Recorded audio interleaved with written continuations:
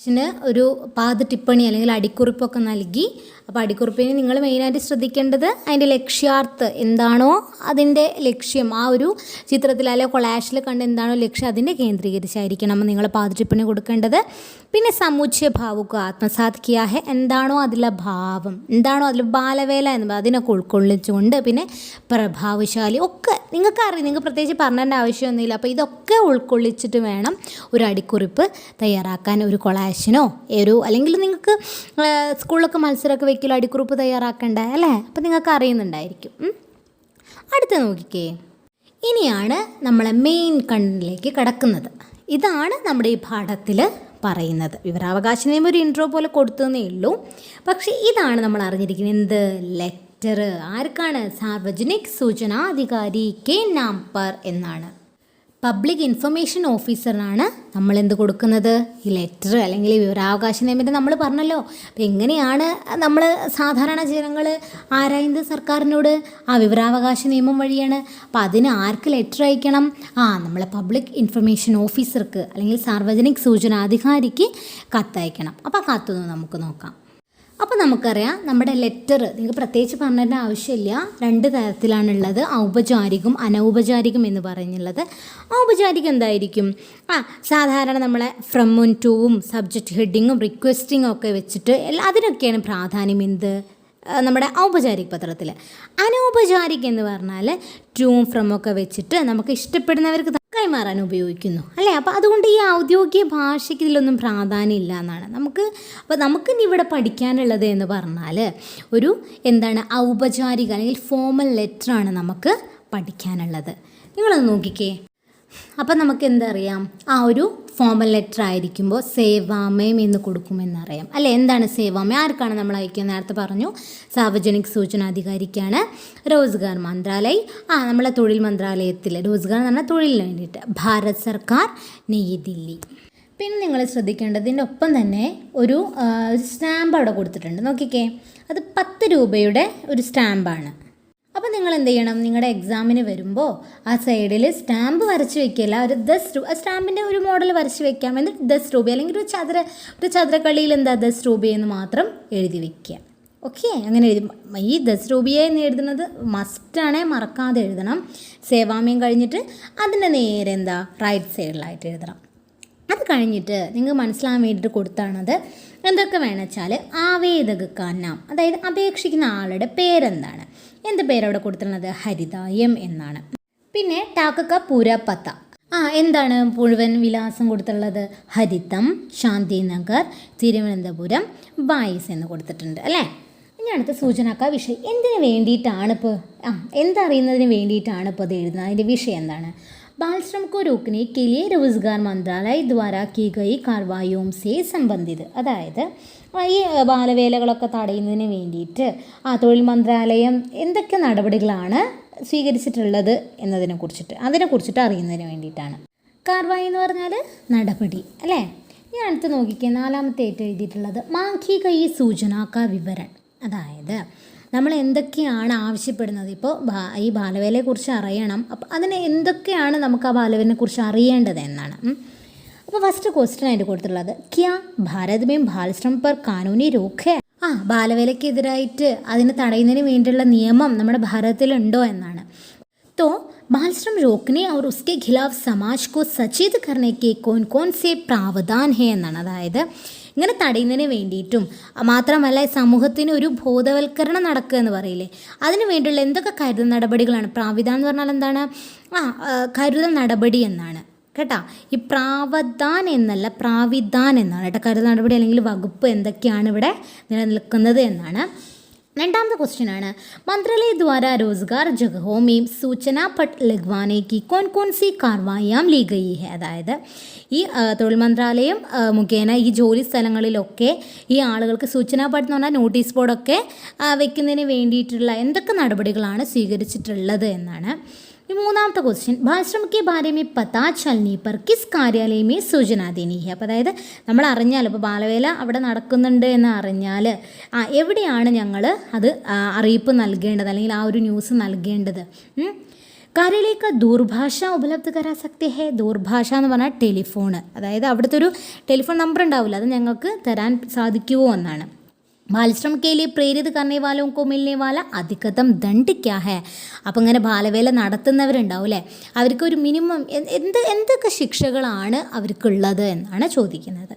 അപ്പോൾ നോക്കിക്കുക, ഒരു പത്രത്തിൽ തന്നെ എന്തൊക്കെയാണ് ബാലശ്രമം, എന്തൊക്കെയാണ് ബാലവേല അതിനെതിരായിട്ട്, അല്ലെങ്കിൽ അതറിഞ്ഞാൽ നമ്മൾ എന്തൊക്കെയാണ് കൈക്കൊള്ളേണ്ടത്, എല്ലാ വിവരങ്ങളും ഒരു ലെറ്ററിൽ ചോദിച്ചിട്ടുണ്ട് കേട്ടോ.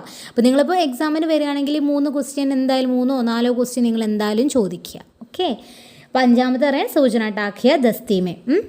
അപ്പോൾ എങ്ങനെയാണ് ഇത് അയക്കുന്നത് എന്നാണ്. അപ്പോൾ ടാക്ക് ദ്വാര, പോസ്റ്റ് ഓഫീസ് മുഖേനയാണത് അയക്കുന്നത് കേട്ടോ.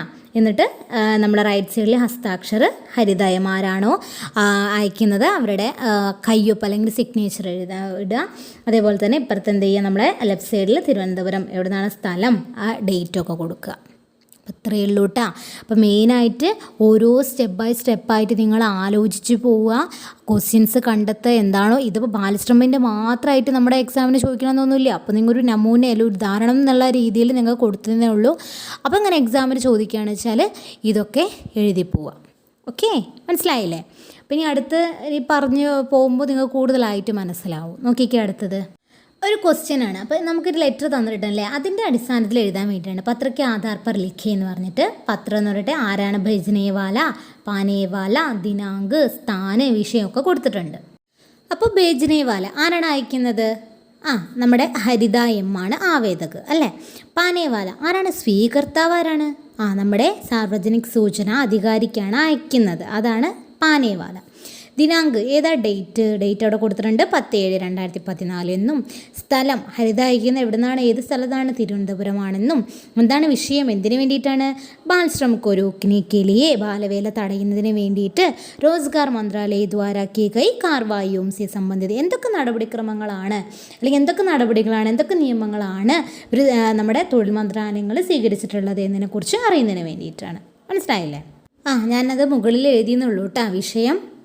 അടുത്തതൊരു പാഠക്നാമ പഠേ എന്നാണ്.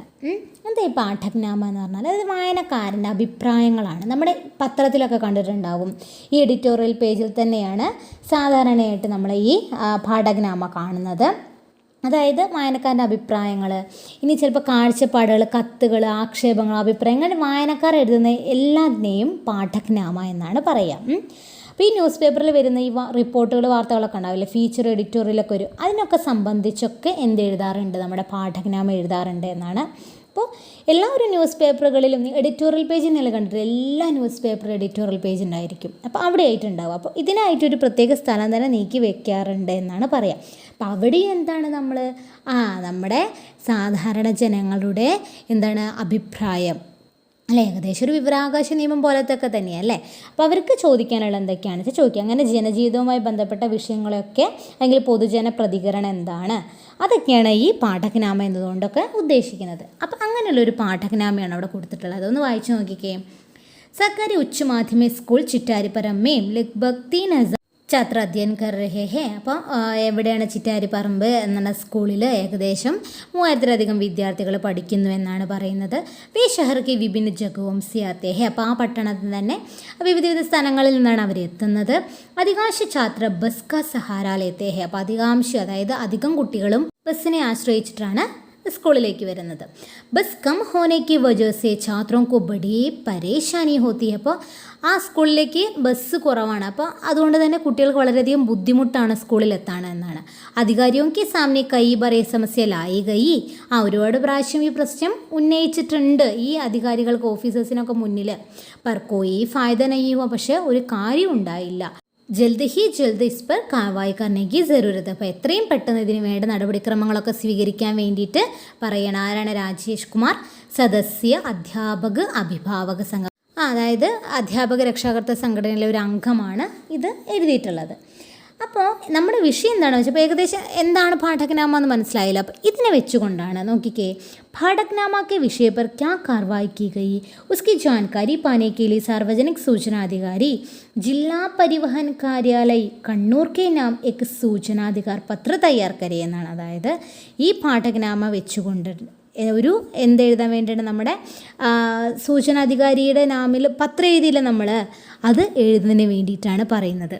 അവിടെ ആർക്കാണ് അയക്കുന്നത്? റോസ്ഗാർ മന്ത്രാലയത്തിൽ, തൊഴിൽ മന്ത്രാലയത്തിലാണെങ്കിൽ ഇവിടെ അയക്കുന്നത് ജില്ലാ പരിവഹൻ കാര്യാലയം. അതായത് ജില്ലാ പരിവഹൻ കാര്യാലയം എന്ന് പറഞ്ഞാൽ ട്രാൻസ്പോർട്ട് ഓഫീസ് ഉണ്ടാവില്ലേ, ജില്ലാ ഗതാഗത ഓഫീസ്, അവർക്കാണ് അയക്കുന്നത്. കാരണം ബസ്സിനെ സംബന്ധിച്ച്, ട്രാഫിക്കിനെ സംബന്ധിച്ചിട്ടല്ലേ. അപ്പോൾ അവർക്ക് കണ്ണൂർ എവിടെയാണ്, ഈ ജില്ലാ പരിവഹൻ കാര്യാലയം എവിടെയാണ്? കണ്ണൂരാണ് കേട്ടോ.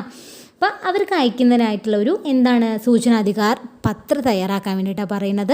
ഇത് ഇതേപോലെ തന്നെ, പക്ഷേ ഇതിന് ആകെ ഒരു വ്യത്യാസം ഉള്ളത് വെച്ചാൽ നമ്മുടെ ആർക്കാണോ അയക്കുന്നത് ജില്ല, ഇപ്പോൾ ട്രാൻസ്പോർട്ടിൻ്റെ കാര്യമായതുകൊണ്ട് ജില്ലാ പരിവഹൻ കാര്യാലയത്തിന്, നേരത്തെ നമ്മൾ ബാലശ്രമത്തിൻ്റെ ബാലവേലയുടെ കാര്യമായതുകൊണ്ട് ആർക്ക്? തൊഴിൽ മന്ത്രാലയത്തിന്. അപ്പോൾ അതിനോട് ആപ്റ്റായത് മാറ്റം മാത്രമേ ഉണ്ടാവുള്ളൂ, വേറൊരു മാറ്റം ഉണ്ടാവില്ല കേട്ടോ. അപ്പോൾ നോക്കിക്കുക, നേരത്തെ നമ്മൾ കണ്ട ഒരു എക്സാമ്പിൾ വെച്ചിട്ട് തന്നെ നമുക്ക് പറയാം. ഇവിടെ ആരാണ് സേവാമ എഴുതുക? സാർവജനിക സൂചനാധികാരി തന്നെ എഴുതുക.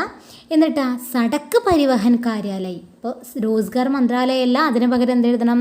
സടക്ക് പരിവഹൻ കാര്യാലയം കണ്ണൂർ എന്ന് എഴുതാം. അപ്പോൾ നിങ്ങളുടെ ക്വസ്റ്റ്യൻ തന്നെ ഉണ്ടാവും, അത് മാത്രം നിങ്ങൾ എടുത്ത് എഴുതിയാൽ മതി. പിന്നെ മറ്റേ 10 രൂപയുടെ സ്റ്റാമ്പിൻ്റെ അല്ലേ, അപ്പോൾ ഒരു ചെറിയൊരു ചതുരക്കളി വരച്ചിട്ട് 10 രൂപയാന്ന് എഴുതുക. അപ്പോൾ ഇത് മസ്റ്റാണ്, ഇതിന് തന്നെ നിങ്ങൾക്ക് മാർക്ക് ഉണ്ടാവും. ഓക്കെ, ഇത് മാത്രം എഴുതി വെച്ചാൽ, അതേ ഫോമാറ്റ് എഴുതി വെച്ചാൽ തന്നെ പകുതി മാർക്ക് നിങ്ങൾക്ക് കിട്ടും. ഇനി ബാക്കി നോക്കി, ആവേദകൻ നാം. എന്താണ് ആവേദകൻ്റെ പേര്? രാജേഷ് കുമാർ അല്ലേ? രാജേഷ് കുമാർ. പിന്നെ ഒട്ടാക്ക പൂരപദ. അപ്പോൾ പൂരപദ മുഴുവൻ അഡ്രസ്സ് നിങ്ങൾക്ക് ഇഷ്ടമുള്ള എഴുതാം. രാജേഷ് ഭവൻ, ചിറ്റാരിപ്പറമ്പ്, കണ്ണൂർ എന്നൊക്കെ പറഞ്ഞിട്ട് നിങ്ങൾക്ക് എഴുതാം. സൂചനക്ക വിഷയ്. എന്താണ് സൂചനൻ്റെ വിഷയം? അത് നമ്മൾ പറഞ്ഞു.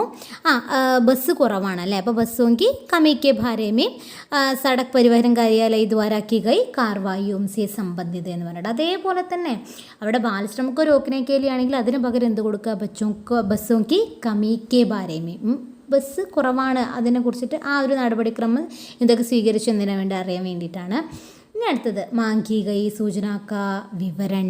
എന്താണ്, അതായത് നിങ്ങൾ ചോദിക്കുന്ന ക്വസ്റ്റ്യൻ എന്തൊക്കെയാണെന്നുള്ള ആ ക്വസ്റ്റ്യൻ ചോദിക്കാം. ഒരു 3, 4, 2 കൂടുതൽ നിങ്ങൾക്ക് ചോദിക്കാം എന്നാണ്. എന്തൊക്കെ ക്വസ്റ്റ്യൻ ചോദിക്കാം? നിങ്ങൾക്ക് ഇഷ്ടമുള്ളത്, അതായത് നഗരവും സെ ഗാവിക്യോർ ജ്യാദ ബസ്സേൻ ചലാനെ കെ ലിയെ കോൻ കോൻ സെ പ്രാവിധാൻ ഹെ, അതായത് നഗരത്തിൽ നിന്നും ഗ്രാമത്തിലൂടെ എത്ര ബസ്സുകളാണ് ഇപ്പോൾ ഓടിക്കൊണ്ടിരിക്കുന്നത് എന്നും, പിന്നെ മാത്രമല്ല എന്തൊക്കെയാണ് ഈ വിദ്യാർത്ഥികളുടെ ബസ് നിരക്കിനെ കുറിച്ചൊക്കെ ചോദിക്കാം. എത്രയാണ് ബസ് നിരക്ക് എന്ന് ചോദിക്കാം. എന്ത് വേണമെങ്കിലും നിങ്ങൾക്ക് അതിനെക്കുറിച്ച് ചോദിക്കാവുന്നതാണ്. ഓക്കെ, അത് നിങ്ങൾ രീതിക്ക് വിട്ടു തന്നു, നിങ്ങൾക്ക് ഇഷ്ടമുള്ള ചോദ്യങ്ങൾ അവിടെ ചോദിക്കാം. എന്തിനെക്കുറിച്ച് ഇഷ്ടമുള്ളതെന്ന് വെച്ചാൽ ഇതുമായി ബന്ധപ്പെട്ടത് കേട്ടോ. ബസ്സിൻ്റെ കുറവാണ് എന്നുള്ളൊരു ആദ്യം മൈൻഡിൽ കാണുക. അതിനനുസരിച്ച് നിങ്ങൾ എന്തൊക്കെ ചോദിക്കും. അപ്പം നിങ്ങളൊരു വിദ്യാർത്ഥികളാണല്ലോ, നിങ്ങളും ബസ് പോകുന്നവരായിരിക്കും അല്ലേ. അപ്പോൾ അതിപ്പോൾ നിങ്ങൾക്ക് എന്തൊക്കെയാണ് ക്വസ്റ്റ്യൻ ചോദിക്കാനുള്ള അതൊക്കെ ചോദിക്കാം. ഓക്കെ, അത് കഴിഞ്ഞിട്ട് എന്താണ് സൂചന ടാക്കിയ തസ്സീമ. എന്താണ്, ഏത് മുഖേനയാണ് നിങ്ങളത് അയക്കുന്നത്? ടാക്ക് ദ്വാര, നമ്മുടെ പോസ്റ്റ് ഓഫീസ് മുഖേനയാണ്. പിന്നെ ആവേദകൻ്റെ ഹസ്താക്ഷരവും ആ ഒരു മുഴുവൻ അഡ്രസ്സൊക്കെ വേണമെങ്കിൽ കൊടുക്കാം. ഹസ്താക്ഷർ നമ്മുടെ സൈനൊക്കെ ഇട്ടിട്ട് ഇപ്പുറത്ത് എന്ത് ചെയ്യുക, നമ്മുടെ തിരുവനന്തപുരം അല്ല ഇവിടെ കൊടുത്തിട്ട്, ഇവിടെ എന്താണ് കണ്ണൂരാണ്, അപ്പോൾ കണ്ണൂരും ഡേറ്റൊക്കെ കൊടുത്തിട്ട് എഴുതാം. അപ്പോൾ നേരത്തെ സൂചിപ്പിച്ച അതേപോലെ തന്നെ നിങ്ങൾക്ക് ഇതും എഴുതാവുന്നതാണ്. ഓക്കെ, മനസ്സിലായില്ലേ? മെയിനായിട്ട് നിങ്ങൾ നോക്കണമെന്ന് വെച്ചാൽ സേവാമ എഴുതണം. പിന്നെ നമ്മൾ 10 രൂപയുടെ സ്റ്റാമ്പ് കേട്ടോ, 10 രൂപയെന്ന് മാത്രം എഴുതിയാൽ മതി. പിന്നെ ആവേദകൻ്റെ പേരും അഡ്രസ്സും, പിന്നെ ക്വസ്റ്റ്യന് 3-ൽ കൂടുതൽ, നമ്മുടെ മാർക്കിനനുസരിച്ച് എഴുതാം. 3-ൽ കൂടുതൽ ക്വസ്റ്റ്യൻ, 2-ൽ കൂടുതൽ ക്വസ്റ്റ്യൻ, 2-3 ക്വസ്റ്റ്യൻ നിങ്ങൾക്ക് ചോദിക്കാം. പിന്നെ ഏത് മുഖേന, ടാക്ക് മുഖേനയാണ് നിങ്ങൾ അയക്കുന്നെങ്കിൽ അതും, ഇതൊക്കെ വെച്ചിട്ട് ഒരു ഫോർമാറ്റ് ഉണ്ട്. കത്തിൻ്റെ ഫോർമാറ്റ് നിങ്ങൾക്ക് അറിയാത്തതൊന്നല്ലോ, നിങ്ങൾ അറിയുന്നില്ല, കുറേ കത്ത് എഴുതിയിട്ടുള്ളതാണ് അല്ലേ. നമ്മൾ ഇൻഫോർമൽ ലെറ്ററും ഫോർമൽ ലെറ്ററായിട്ട് നിങ്ങൾ എഴുതിയിട്ടുള്ളതാണ്. അതൊക്കെ വെച്ചിട്ട് ഇതൊരു ഫോർമൽ ലെറ്ററാണ്, ഔപചാരിക പത്രമാണെന്ന് ആദ്യം മനസ്സിലാക്കുക. അതിനനുസരിച്ച് നിങ്ങൾ പരീക്ഷയ്ക്ക് അപ്രോച്ച് ചെയ്യുക. ഓക്കെ, ഇനി നമുക്ക് എങ്ങനെയാണ് ഈ നമ്മുടെ എക്സാമിനൊക്കെ ക്വസ്റ്റ്യൻ വരിക എന്ന് നോക്കിയാലോ. നോക്കിക്കേ, ഇത് 2019 ചോദിച്ചതാണ്. 8 മാർക്കിൻ്റെ ക്വസ്റ്റ്യനാണ് കേട്ടോ. അപ്പോൾ എന്താ വരിക, നമ്മുടെ ഈ പത്രം എഴുതാൻ വേണ്ടിയിട്ട്, സൂചനാധികാര പത്രം എഴുതാൻ 8 മാർക്കാണ്. ഇവിടെ എന്തിനാണ് മച്ചനോക്കി നിയന്ത്രിത കെ ജി, കുറേ ഒരു സൂക്ഷ്യം കൊടുത്തിട്ടുണ്ട് അല്ലേ. എന്തൊക്കെയാണ് മച്ചനോക്കി നിയന്ത്രിത കെ ജിയെ നമ്മളെ കൊതുകിനെ നിയന്ത്രിക്കാനും, ടെങ്കുക്ക ബുഖർ ബാരിഷ് കെ മോസമ്മേ, അതായത് മഴക്കാലത്ത് ഡെങ്കിപ്പനി വർദ്ധിക്കുന്നതും, സംക്രാമ രോഗവും കി രോഗ്ധാം കേലെ ചികിത്സ അനിവാര്യം, പകർച്ചവ്യാധികൾ തടയുന്നതിന് വേണ്ടിയിട്ട് എന്തൊക്കെ ചികിത്സ അനിവാര്യമാണെന്നുള്ളത്, സർക്കാർ ക്യൂർസെ രോഗ്ധാം, എന്താണ് സർക്കാരിൽ നിന്ന് എന്തൊക്കെ തടയാൻ വേണ്ടി എന്തൊക്കെ മാർഗങ്ങൾ സ്വീകരിച്ചു എന്നുള്ളത്. डेंगू के നോക്കി എന്താ क्वेश्चन നോക്കിയേ डेंगू के रोकथाम के लिए सरकार द्वारा क्या क्या कार्रवाइयाँ की गई है ये जानने के लिए महेश सरकारी उच्च माध्यमिक स्कूल कोल्लम की ओर से सार्वजनिक सूचना अधिकारी स्वास्थ्य मंत्रालय केरला सरकार के नाम पर एक सूचना अधिकार पत्र लिखा जा रहा है वह പത്ര തയ്യാർ കീജിയെ എന്നാണ്. അവിടെ ബാലശ്രമമായപ്പോൾ ആർക്ക് നമ്മുടെ റോസ്ഗാർ മന്ത്രാലയത്തിലാണെങ്കിൽ നമ്മുടെ സടക്ക് പരിവഹനാണെങ്കിൽ നമ്മുടെ ഇതിൻ്റെ ആയപ്പോൾ ബസ്സിൻ്റെ കാര്യമായപ്പോൾ നമ്മുടെ ട്രാഫിക്കിൻ്റെ കാര്യമായപ്പോൾ ഇവിടെ എന്തിൻ്റെ കാര്യം നമ്മൾ ആരോഗ്യകാരാണ്. അപ്പോൾ ആരോഗ്യ വകുപ്പിന് വേണ്ടിയിട്ടാണ്. അതൊക്കെ നിങ്ങൾ ശ്രദ്ധിക്കണം കേട്ടോ. അത് എഴുതി വയ്ക്കുക. പിന്നെന്ത് ചെയ്യുക, ആരാണ് സർക്കാർ ഉച്ച മാധ്യമ സ്കൂൾ മഹേഷ് ആരാണ് അയക്കുന്നത് എന്നൊക്കെ ഇതിൽ ഈ ക്വസ്റ്റ്യൻ തന്നെ കൊടുത്തിട്ടുണ്ട്.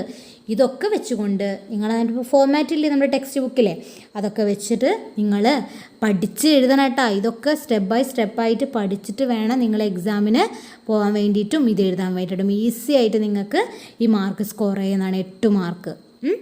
ഒന്നും മറക്കരുത്, സേവാമി എഴുതുക, സ്റ്റാമ്പ് 10 രൂപേൻ്റെ 10 രൂപയെ മറക്കരുത്, 10 രൂപ എന്നുള്ള സ്റ്റാമ്പ് ഒക്കെ വരച്ച് വെച്ചിട്ട് പിന്നെ ഇതൊക്കെ എഴുതുക. ലാസ്റ്റ് ആവേഗതകൻ്റെ എന്തൊക്കെയാണ് പേരും അതിൻ്റെ അഡ്രസ്സും ഒക്കെ എഴുതുക കേട്ടോ. 8 മാർക്കാണ്. അപ്പോൾ ഇത് 2019 ചോദിച്ചതാണ്. ഈ 2020 ചോദിച്ചാൽ നോക്കാം. ഇതെന്താണ്, നാരി ഉത്പീഡനം, നമ്മുടെ സ്ത്രീകൾക്ക് നേരെയുള്ള പീഡനങ്ങളില്ലേ അതിനെക്കുറിച്ചുള്ളതാണ്. ദേശ് ആജ് ഭി മുക്ത് നഹി, ഇന്നും മുക്തമാണ് നമ്മുടെ രാജ്യമല്ല. നാരി ഉത്പീഡൻ കാനൂനി ദണ്ഡ പര്യാപ്ത, എന്തൊക്കെ നിയമങ്ങളാണ് അതിന് ശിക്ഷകളാണുള്ളത്. നാരി ഉത്പീഡൻ രോക്കനെങ്കിലെ സർക്കാർ കട്ടിബദ്ധ്, അതായത് ഒരു എന്താ പറയുക, സ്ത്രീകളുടെ പീഡനത്തിന് വേണ്ടിയിട്ട് സർക്കാർ ഒരു പ്രതിജ്ഞാബദ്ധമാണ്, അതിനൊരു നടപടി സ്വീകരിക്കുന്നതിന് വേണ്ടിയിട്ടെന്നുള്ള ഒരു കുറേ സൂക്ഷ്യം കൊടുത്തിട്ടുണ്ട്. ഇനി എന്താണ്, കുമാരി ജയന്തി നിവാസ് ആലപ്പുഴ കി ഓർസെ, അപ്പോൾ ഇവരാണ് അയക്കുന്നത്. നാരി ഉത്പീഡൻ കോ രോക്കിനേക്ക് ദിശാമേം, അപ്പോൾ തടയുന്നതിന് വേണ്ടിയിട്ട്, സ്ത്രീകൾക്ക് നേരെയുള്ള പീഡനങ്ങളൊക്കെ തടയുന്നതിന് വേണ്ടിയിട്ട്, അതിക്രമങ്ങളൊക്കെ തടയുന്നതിന് വേണ്ടിയിട്ട് സർക്കാർ ആർക്കാണ് അയക്കുന്നത്, കാർവായ്ക്ക് സൂചനാ പാനിക്ക് സാർവജനിക് സൂചന പബ്ലിക് ഇൻഫർമേഷൻ ഓഫീസർക്ക് ഗൃഹവിഭാഗമാണ്. നമ്മൾ ഒരുപാട് വിഭാഗത്തിനെ കുറിച്ച് നമ്മളിപ്പോൾ പഠിച്ചുല്ലോ. അപ്പോൾ ഗൃഹവിഭാഗം എന്ന് പറഞ്ഞാൽ ആഭ്യന്തര വകുപ്പിന് കേരള സർക്കാർക്ക് നാം സൂചനാധികാർ പത്ര തയ്യാർ കർത്തി. അപ്പോൾ ഭാരത സർക്കാർ അല്ല കേട്ടോ, ഇത് കേരള സർക്കാരാണ്. അപ്പോൾ നിങ്ങൾ ആദ്യം ചെയ്യേണ്ടതെന്ന് വെച്ചാൽ ആദ്യം ക്വസ്റ്റ്യൻ നന്നായിട്ട് വായിക്കുക. ഓരോന്ന് കിട്ടുമ്പോഴും നിങ്ങൾ സ്റ്റെപ്പ് ബൈ സ്റ്റെപ്പായിട്ട് പഠിച്ചു വെക്കണമെന്ന് പറഞ്ഞില്ല. ഓരോന്ന് കിട്ടുമ്പോഴും നിങ്ങൾ ആൻസർ വായിക്കുമ്പോൾ അതിനനുസരിച്ച് അണ്ടർലൈൻ ചെയ്യുക. അണ്ടർലൈൻ ചെയ്തിട്ട് അതിനനുസരിച്ചിട്ട് ആൻസർ എഴുതുമ്പോൾ സ്റ്റെപ്പായിട്ട് നിങ്ങൾ എഴുതിയിട്ട് പോവുക. മനസ്സിലായില്ലേ? എത്രയല്ലോ. ഇപ്പോൾ ക്വസ്റ്റ്യനൊക്കെ 2, 3, ഇപ്പോൾ 8 മാർക്കിൻ്റെ ക്വസ്റ്റ്യനാണിത്. അപ്പോൾ ക്വസ്റ്റ്യൻ അനുസരിച്ച് നിങ്ങൾ എന്ത് ചെയ്യുക, നമ്മുടെ ഇതിൽ ചോദിക്കേണ്ട ക്വസ്റ്റ്യനും നിങ്ങൾ കൂട്ടുക. അപ്പോൾ എങ്ങനെയാണ് സൂചനാക്ക് അധികാർ പത്രം എഴുതുകയെന്ന് മനസ്സിലായില്ലേ?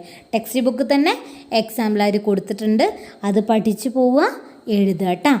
ഞാൻ പിന്നെയും പറയാണ്, ക്വസ്റ്റ്യൻ നന്നായി വായിച്ചിട്ട് വേണം ഏത് മന്ത്രാലയത്തിനാണ് ആരെയാണ് അയക്കുന്നത് എന്നൊക്കെ എഴുതുന്നതിന് വേണ്ടിയിട്ട്. ഓക്കെ, ശരിക്കും പറഞ്ഞാൽ നിങ്ങൾ ഏറ്റവും നല്ലത് എന്താണെന്ന് വെച്ചാൽ നിങ്ങൾ അയക്കുന്ന ആളായി മാറുക. എന്നിട്ട് നിങ്ങൾ എന്തൊക്കെ ചോദിക്കും അവരോട്. അതായത് നിങ്ങളെ പേര് എഴുതി വെക്കരുതിട്ട് ഒരിക്കലും നിങ്ങളെ പേരോ സ്ഥലമോ ഒന്നും സൂചിപ്പിക്കരുത്. എന്താണോ ക്വസ്റ്റ്യനിൽ പറഞ്ഞത് അത് മാത്രം എഴുതി വെക്കുക. ഇനിയിപ്പോൾ ഏത് പത്രം ആയിക്കോട്ടെ, അനൗപചാരിക പത്രം ആയിക്കോട്ടെ, അതെന്തായാലും ഡയറി ആയപ്പോലും നിങ്ങളുടെ പേര് ഒരിക്കലും എഴുതി വെക്കരുത്. ഏതെങ്കിലും ഒരു പേരും സ്ഥലവും കൊടുത്തിട്ട് വേണം നിങ്ങൾ എക്സാമിന് ആൻസർ എഴുതുന്നതിന് വേണ്ടിയിട്ട്. ഓക്കെ, മനസ്സിലായല്ലേ? അപ്പോൾ എല്ലാവർക്കും നമ്മുടെ ഈ സൂചനാക്ക് അധികാര അധിനിയമം, നമ്മുടെ വിവരാവകാശ നിയമത്തെക്കുറിച്ചിട്ട് അതെന്തിനു വേണ്ടിയിട്ടാണ് എന്നൊക്കെ നന്നായിട്ട് മനസ്സിലായിട്ടുണ്ടാവുമെന്ന് വിചാരിക്കുന്നു. അപ്പോൾ പാർട്ട് 1 കണ്ടിട്ട് വേണം നിങ്ങൾ ഈ പാർട്ട് 2 കാണുന്നതിന് വേണ്ടിയിട്ടിട്ട്, കാരണം അത് കണ്ടിന്യൂസ് ആയിട്ട് ഞാൻ പറഞ്ഞു പോകുന്നതാണ്. ഓക്കെ, അതേപോലെ തന്നെ ഈ പത്രവും ലെറ്ററും അല്ലേ. അപ്പോൾ മെയിനായിട്ടുള്ളത് വെച്ചാൽ നമ്മുടെ ഈ പാഠം കൊണ്ട് ഉദ്ദേശിക്കുന്നത് ഈ ലെറ്റർ പഠിക്കുക എന്നാണ്. എങ്ങനെയാണ് നിങ്ങളിപ്പോൾ വിവരാവകാശ നിയമം നിങ്ങൾക്കും ചോദിക്കാമല്ലോ അല്ലേ, അവർക്ക് അയക്കുന്നതിന് വേണ്ടിയിട്ട് എങ്ങനെയാണ് എന്നുള്ളതാണ്. എല്ലാവർക്കും നന്നായിട്ട് മനസ്സിലായിട്ടുണ്ടാവും വിചാരിക്കുന്നു. അപ്പോൾ മനസ്സിലായിട്ടില്ല എന്നുണ്ടെങ്കിൽ കമൻറ്റ് ബോക്സിൽ തന്നെ കമൻറ്റ് ചെയ്ത് അറിയിക്കണം. ഓക്കെ, അപ്പോൾ എല്ലാവരും നമ്മുടെ ഹിന്ദി ഈ ഗുരു എന്നുള്ള ചാനൽ സബ്സ്ക്രൈബ് ചെയ്യാൻ മറക്കരുത്.